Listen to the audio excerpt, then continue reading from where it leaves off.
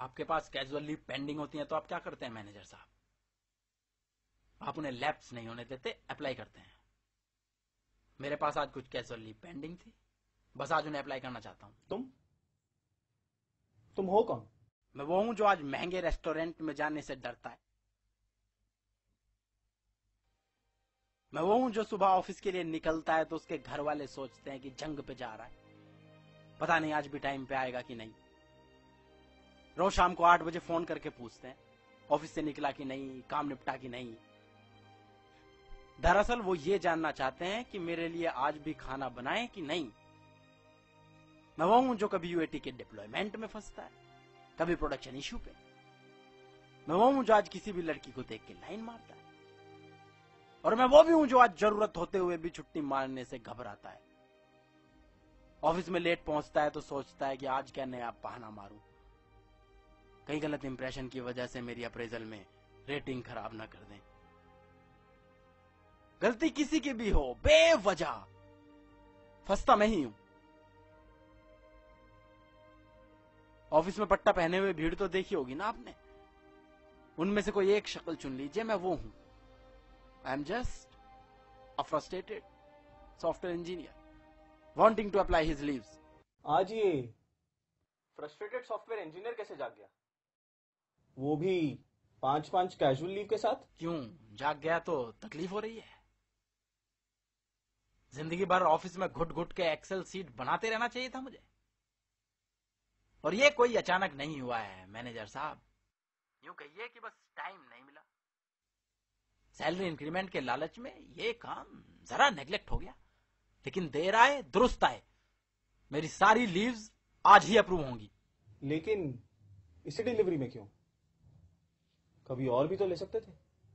मैं इसी डिलीवरी में अपनी डिपेंडेंसी बना पाया था। तुम जानते हो कि अगर हमने तुम्हारी लीव अप्रूव कर दी तो कितने सॉफ्टवेयर इंजीनियर्स को रात रात भर बैठ के काम करना पड़ेगा?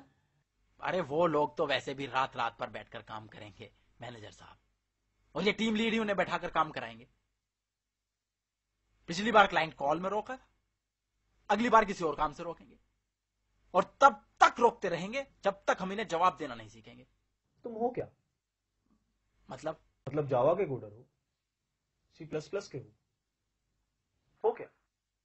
मेरी टेक्नोलॉजी का इससे कोई लेना देना नहीं है। लेना देना है। मैंने कहा ना, आई am just a frustrated software engineer. Frustrated software engineer? Right. तुम्हें डर लग रहा है तुम्हारे एस्केलेशन का, तुम्हारे जॉब जाने का? शायद। बी स्पेसिफिक, हाँ या ना? हाँ। तो फिर ये डर याद रखना, और ये मत सोचना कि तुम ये सॉफ्टवेयर इंजीनियर का झंडा दिखाकर बच जाओगे। ये जो तुम साबित कर रहे हो। मैं साबित कुछ नहीं करना चाहता मैनेजर साहब, मैं बस आपको याद दिलाना चाहता हूं कि हम कोडर्स में गुस्सा बहुत है, हमें आजमाना बंद कीजिए। We are resilient by force, not by choice. आपको बेबस करने में मुझे बस 4 वीक की डिपेंडेंसी लगी। आपको क्या लगता है ये क्लाइंट हमसे काम कराते हैं, हम इनसे ज्यादा इंटेलिजेंट? अरे इंटरनेट पर पूरा का पूरा कोड मिल जाता है, सर्च मारिए 352 वेबसाइट्स मिलेंगी कि कोड कैसे लिखा जाता है, क्या क्या कन्वेंशंस यूज होती हैं, सारा इंफॉर्मेशन आसानी से एक्सेस होता है मुफ्त में। आपको पता है रोज इंडिया करके भी एक वेबसाइट है जिसपे पूरा का पूरा फ्रेमवर्क मिल जाता है। मेरे ख्याल से किसी कोडर के लिए इससे यूजफुल वेबसाइट आज तक नहीं बनी होगी।